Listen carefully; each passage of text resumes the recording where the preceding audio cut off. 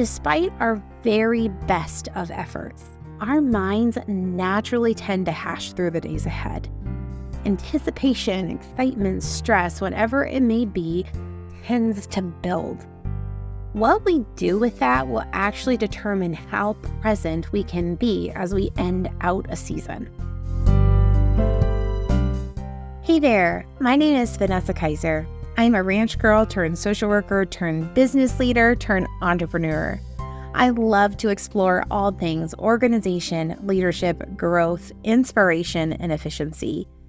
There's a phrase we use a lot around here called rhythmic living, which I define as the continuous cycle of assessing what season of life we're in and how we create habits, routines, and processes that support our current season.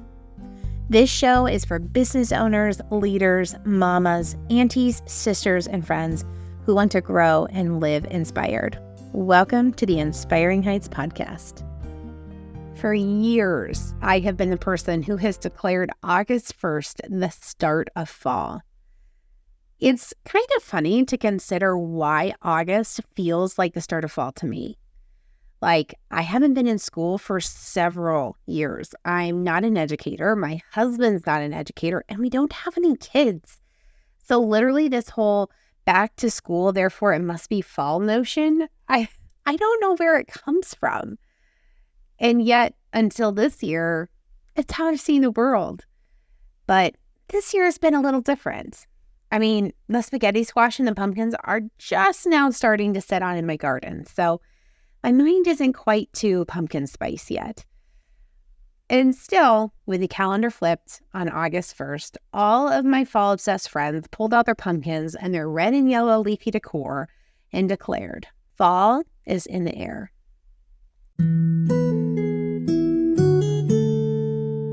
If you've been around Inspiring Heights, you know that I am all about finding ways to make life a little easier.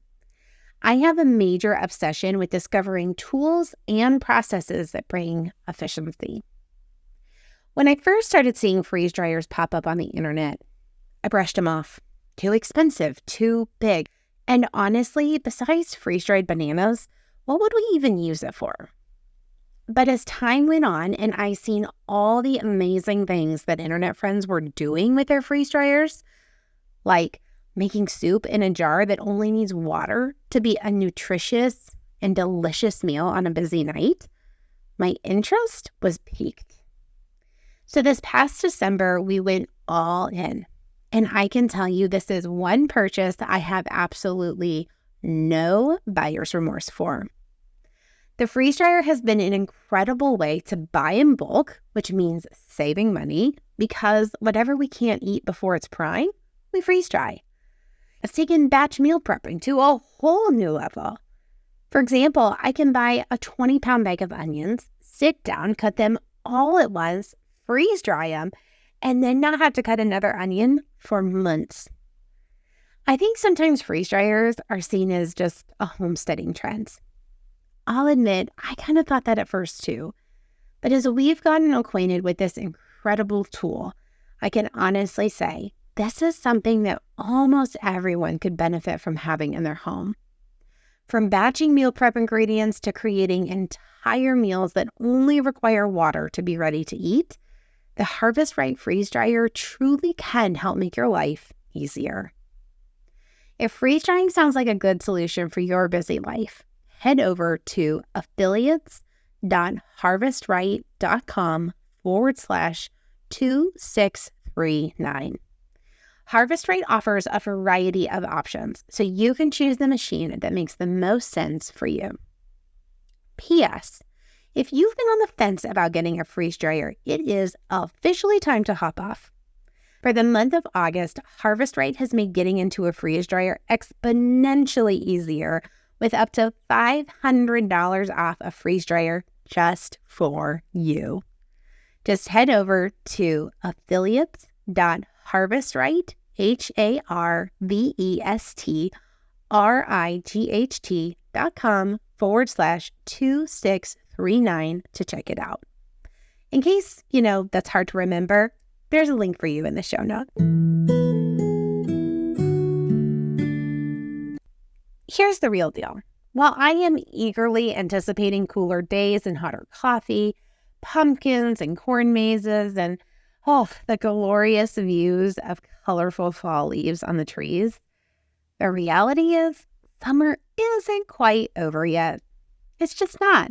Most of us still have a few weeks before school starts, perhaps another vacation planned, and probably several more scorchingly hot weeks. So instead of wishing this time away, because friends, I love fall as much or more than the next person, but these days are far too precious and ones we will never get back. Let's commit to working hard to end this season well. In today's show, we are going to dive into 7 tips I have found helpful for ending a season with grace. Number 1, spend time reflecting. Reflecting back on a season is like taking a deep breath and preparing emotional space for what lies ahead.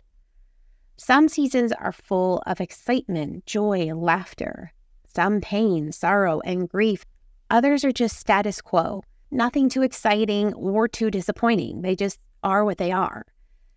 Spending some time thinking back can help you find anything that you might be snagged up on. Stuff that's taking up space in your head that maybe needs to be resolved or finished or let go, or perhaps it needs to be officially brought into the next season. Set aside a couple minutes, grab a quiet space, maybe a cup of coffee and a notebook, and just let yourself dance over this past season. Number 2, assess what you might need in this same season next year. There's a couple facets to this. There's planning for improvement for next year, and there's shopping. Let's start with improvement. One of the things that I have been considering these past several weeks is what I want to look different next year in the garden season. Things like I want the garden to be pretty, so I should probably plan to plant some flowers out there. I don't want the garden to be full of creep and jenny weeds, so either we need to lay black plastic or we need to grow everything in raised garden beds. I want our fruit trees and our bushes to produce, so we should probably research soil nutrients and make sure that we are monitoring said nutrient markers. I know I started out this section by saying, assess what you might need. These things might not feel like needs, but hear me out. For me, they are, because I know that if we go through another gardening season exactly like the one that we're in right now, I'm probably not going to enjoy it as much. And I know myself well enough to know if I'm not enjoying it, I'm not going to want to do it for very long. So these things become needs to continue on this specific endeavor. Perhaps you have had a clunky component of the season. What do you need to do different next year to make that thing work a little smoother? Now for the shopping side of this assessment. You all know I am a bargain shopper. I find a great deal of pleasure in finding a good deal, and there is no greater time to get summer gear on sale than right now, when the stores are getting rid of it because, Christmas is coming. Let me shoot super straight for a minute. Buying summer gear in August can feel like wah-wah, right? Because we don't want to spend any more money on the garden. We want to spend money on fall, on Christmas. But if you can assess what you might practically need next summer, I'm talking things like garden seeds and hoses and swimming suits for your growing toddler and the patio set that you've been eyeing, chances are you can snag it for a steal of a deal right now. And your summer 2025 self will thank you. If you happen to be listening to this podcast episode in a different season, the sentiment is true across each of the seasons of the year.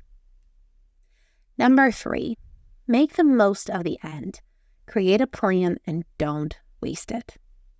This is the epitome of what all me and my fall-obsessed friends need to do right this second. Without a plan, we can easily find ourselves sitting on the couch, binge-watching fall Hallmark movies and snacking on caramel apples. Let's remember, the season is going to change. The weather will change. Our schedules and availability will change. Our energy is going to change. So take a few minutes to sit with your people and your planner and draft a life-giving plan for the last few weeks of the season. Number 4, a home tidy/reset. I really appreciate a home reset at the change of the season. This includes things like decluttering that junk cabinet or switching out the seasonal items like pulling out sweaters out of the back of the closet and putting away the lemon swimming suit cover-up that I probably won't need again until next year. And, finally tackling those little dust bunnies that have been hiding in the corner for far too long. This doesn't have to be a massive multi-day overhaul. Rather, it's just like an end-of-the-season cleanup that, again, helps us take a metaphorical deep breath as we prepare for the season ahead. Before we dive into the last 3, I want to acknowledge something. As these 3 tips are going to be taking our gaze forward into the next season, they may seem to be a bit counterproductive to this whole notion of ending a season presently. But I would contend to you that they are actually not, and here's why. Despite our very best of efforts, our minds naturally tend to hash through the days ahead. Anticipation, excitement, stress, whatever it may be, tends to build. What we do with that will actually determine how present we can be as we end out a season. If we use it for good, for thoughtful planning and consideration, it will serve us. If we try to stuff it under the rug, it will surely trip us. With that, let's keep going. Tip number 5. Think about what your early next season self will thank you for. Like, if you're a teacher, your mid-August, early September self might thank you for being well-rested, having your classroom in order, rocking a bring-your-own-lunch plan, having mastered some relaxation techniques. We can't always do everything that our future selves will thank us for, but one way to end a season well is to consider a few tasks, a little research, or some minor pivots that we can make that will set us up for success in the days ahead. Number 6, consider what's most important to you in the upcoming season. Once the season starts, scheduling goes haywire. Making plans, scheduling trips, coffee dates, phone calls, meetings, etc. happen in a hurry.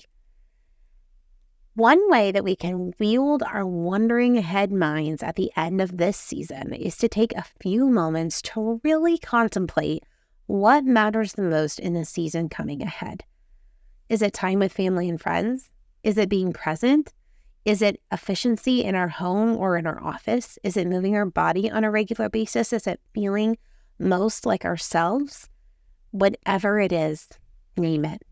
And write it down in your planner so that as you begin to make commitments for the season ahead, you can do so within the guardrails of what matters the most to you. Number 7, finally, set your goals for the upcoming season. Some of your goals may correspond with the goals of the season that we're ending. This is a great time to use those reflection notes you made in step 1. Some goals are going to be fresh and new. Goals, in addition to what matters the most to you, is yet another way to help guide your decisions about what commitments to make in the season ahead. Friend, I know. No, seriously, I truly and deeply know how easy it is to get sucked into the next season a few weeks ahead of time. Dismissing this week, saying things like, it's just a couple weeks, I'm ready now. But these weeks don't have to be squandered away in anticipation of the days ahead. Instead, let's use them to relish in the end of this beautiful season and plan well for the next one. And that's a wrap. Thanks so much for tuning in today. Do you have questions, comments, or insights on today's content? I would love to hear from you. You can DM me on Facebook or Instagram, or head over to our website, inspiringheights.org, and click on the Contact Us form. I will link all those locations here in the show notes. P.S. If you haven't already, I would love for you to leave a 5-star rating and a quick review of the podcast. This helps get our content in the hands of new listeners. Don't forget to sign up for the newsletter and follow us on social media for rhythmic doses of inspiration. All right, friends, take a deep breath and be inspired where your feet are. Bye for now.